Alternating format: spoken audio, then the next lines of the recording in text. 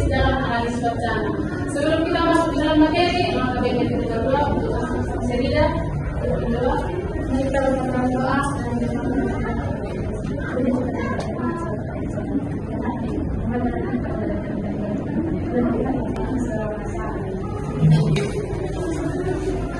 Siapa di sini yang sudah mengetahui apa itu literasi kritis? Di era kita saat ini, kita tidak hanya dituntut untuk membaca dan memahami teks, tetapi kita juga harus mampu mengetahui apa isi teks, tujuan dan dampak dari teks. Jadi, literasi kritis itu adalah kemampuan untuk menganalisis suatu informasi secara mendalam dan menganalisis makna tersembunyi, mengkritisi isi teks, dan mengaitkan teks dengan konteks sosial, budaya, dan kekuasaan. Baik, literasi kritis juga mempunyai tujuan. Yang pertama itu meningkatkan kemampuan berpikir kritis, yang kedua menghindari hoax dan manipulasi, yang ketiga memahami ideologi atau kepentingan di balik teks, yang terakhir menjadi pembaca yang aktif dan kreatif. Jadi kita sebagai pembaca harus mampu mengetahui apa itu tujuan literasi kritis. Masuk untuk slide berikutnya, kita juga harus mengetahui apa manfaat literasi kritis. Yang pertama itu tidak mudah terpengaruh informasi hoax. Yang kedua, lebih bijak dalam mengambil keputusan. Dan yang terakhir, meningkatkan kemampuan berpikir kritis, analitis, membentuk sikap kritis dan mandiri. Kan di era digital sekarang ini banyak informasi mungkin yang kita terima baik itu dari WA atau dari Instagram dan sebagainya. Jadi kita harus mengetahui apa isi dari teks itu.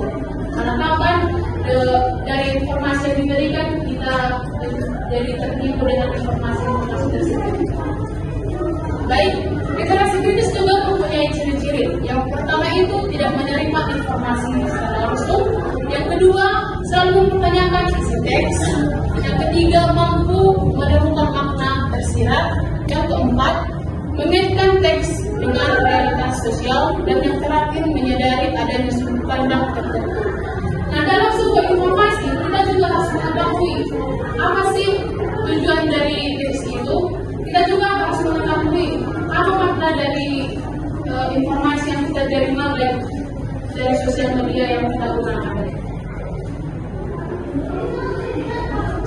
Literasi kritis juga mempunyai struktur literasi kritis. Yang pertama itu memahami teks, yang dimana memahami teks ini kita harus tahu isinya, topik, dan apa sih informasi utama dalam sebuah informasi tersebut. Yang kedua itu menganalisis teks. Kita harus menganalisis penggunaan bahasanya, gaya bahasa, dan struktur teksnya. Dan yang terakhir itu menafsirkan, mengevaluasi, dan merespon informasi. Jadi kita tidak boleh sembarangan langsung mengambil kesimpulan bahwa informasi itu sudah benar atau salah. Kita harus menganalisis apakah informasi itu benar atau akurat untuk kita ketahui. Nah, di sini Miss ingin bertanya kepada saudari Angel, apa sih hubungan analisis wacana dan literasi kritis dalam analisis wacana? Terima kasih atas kesempatannya. Jadi hubungan literasi kritis dan analisis wacana itu ada beberapa. Yang pertama itu mengkaji teks tidak hanya dari isi, tetapi juga dari tujuan dan kepentingan penulis. Yang kedua itu menemukan pesan tersirat dan bias. Yang ketiga memahami bagaimana bahasa bisa mempengaruhi cara berpikir pembaca. Jadi literasi kritis itu membantu kita menilai informasi secara kritis, sedangkan analisis wacana itu membantu kita memahami makna dan tujuan yang terkandung di dalam teks. Jadi keduanya membantu kita menjadi pembaca yang lebih cerdas dan tidak mudah terpengaruh oleh informasi. Oke, jawabannya sangat benar. Mari kita berikan fokus dari materi yang disampaikan tadi. Pasti kita ketahui literasi dalam menganalisis wacana itu pasti mempunyai kelebihan dan kekurangan.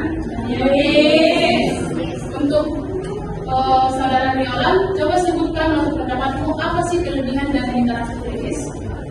Terima kasih Miss untuk kesempatannya. Jadi kelebihan literasi kritis itu yang pertama, meningkatkan kemampuan berpikir kritis. Kita sebagai pembaca dapat menelaah teks yang kita baca untuk mencari tahu maksud yang dimaksud. Yang kedua, mengungkapkan makna tersembunyi. Yang ketiga, meningkatkan kesadaran sosial. Yang keempat, menghindari manipulasi informasi ataupun menghindari kita terpengaruh dengan berita yang tidak betul. Yang kelima, mengembangkan kemampuan argumentasi. Baik, mari kita berikan aplaus. Untuk Aldo, bisa sebutkan apa saja kekurangan dari literasi kritis? Ini untuk kekurangan literasi kritis yang pertama, memerlukan kemampuan analisis yang tinggi. Artinya, literasi kritis ini membantu seseorang untuk menjelaskan isi atau kebenaran suatu informasi. Yang kedua, membutuhkan waktu yang lebih lama. Ketika kita sedang menganalisis sesuatu, tentunya kita harus membaca serta mengcross-check bukti-bukti atau sumber-sumber yang terpercaya. Yang ketiga, berpotensi menimbulkan perbedaan interpretasi. Artinya, setiap orang memiliki pengetahuan dan pengalaman yang berbeda sehingga orang-orang tersebut berbeda pandangannya terhadap penulis. Yang keempat, dapat menimbulkan sikap terlalu skeptis. Artinya, seorang lebih mengutamakan pemikirannya sendiri daripada pemikiran orang lain, sehingga dia merasakan curiga atau ragu terhadap jawaban seseorang tersebut. Yang kelima, memerlukan pengetahuan yang luas. Untuk mengetahui suatu informasi, tentunya kita harus memiliki atau mengetahui topik dasar yang akan kita bahas. Terima kasih. Baik, mari kita berikan aplaus. Apakah kalian sudah paham apa itu literasi kritis? Karena sudah semua paham, Miss mau menes kalian apakah sejauh mana sih kemampuan kalian dalam literasi kritis? Untuk saudara Stephen, coba sebutkan apa tadi tujuan dari literasi kritis? Baik, terima kasih untuk kesempatan ini. Jadi tujuan literasi kritis itu dibagi menjadi 4. Yang pertama yaitu meningkatkan kemampuan kritis.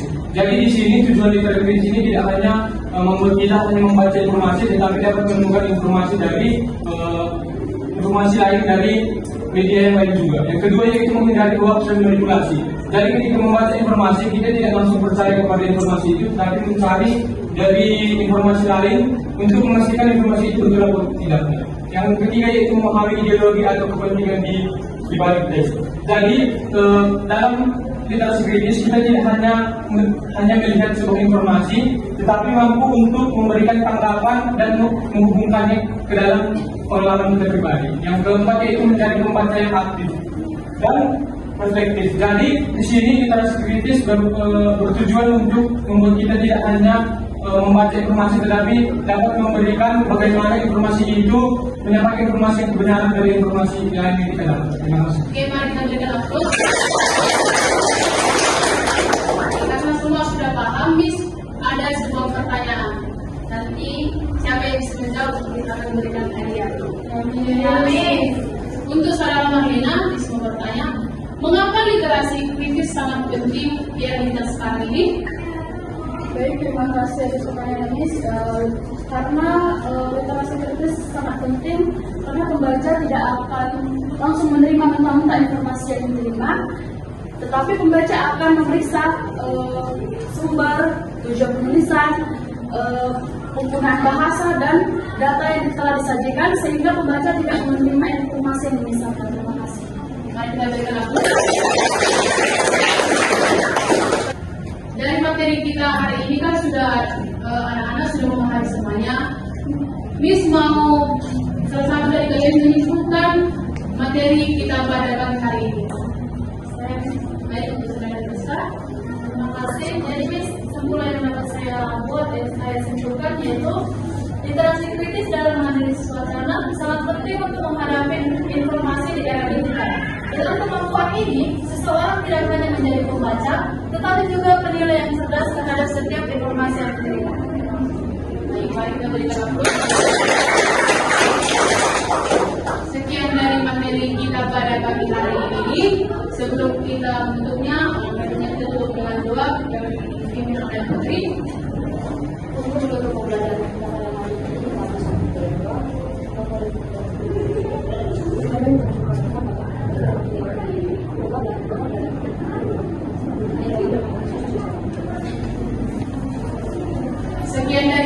hari ini. Semoga pembelajaran kita hari ini bermanfaat untuk kita semua. Disucapkan